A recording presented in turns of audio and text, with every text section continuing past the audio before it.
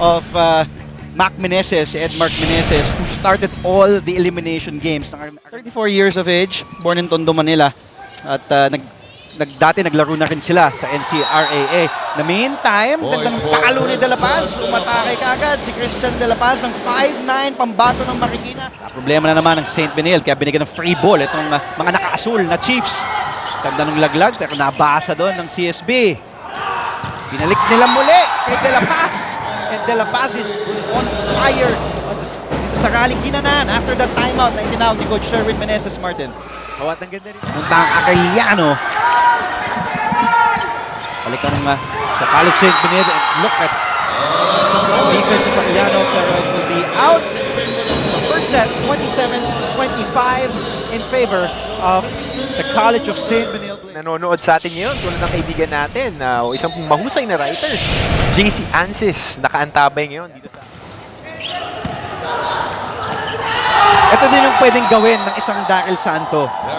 Kaya niyang, kumbaga deceiving to eh. Kasi he's a 5'8" setter but he can also do that. Chance ball for the Blazers. Pumunta sila kay Arda. Ganda nung antabay ni De La Paz. Balik kay Arda. Lumusot. Cross-court kill kay Isaiah Arda. At medyo meron pang pabaon na tingin ng si Isaiah Arda. Ni Coach Sherwin, malalaki yung front line. Ba't hindi gamitin yung speed na meron talaga sila? Speaking of speed and power, look at this guy, Isaiah Arda. Pambato ng Makati. 4th year. Outside hitter. Sa Arellano bench. Dahil may chance ang umangat ng 2 sets to nil itong CSB. Hindi pa tapos ang labanan. Tapusin na doon. Jetro Ornian, the native of San Jose del Monte, Bulacan, the 4th year medal blocker, kills it. Nakatimon ngayon. At syempre ang ating floor director Larry Diang. Kagat, kumbaga, itong iyong kupunan na humahabol nga ng 2 set at medyo behind ka pa dahil twice to beat itong kalaban mo, number 1 team. Makikita mo na yung body language ng AU at ang body language din ng CSB. Hindi ngayon malaman ng depensa kanino magpo-focus.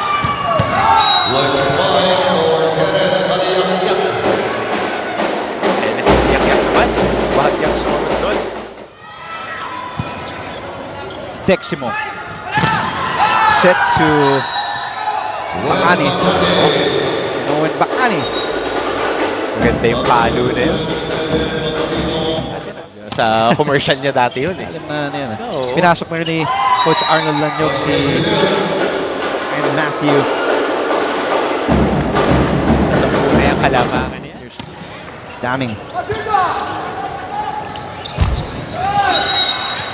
May konting buhay pa pero CSB is 2 points away. Obviously, this would be to the delight of his teammates. And look at Arda. Look at John Vic de Guzman.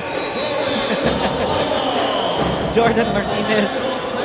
We didn't see play in the first 2 sets. Men's volleyball action in pagitan ng CSB at Arellano University.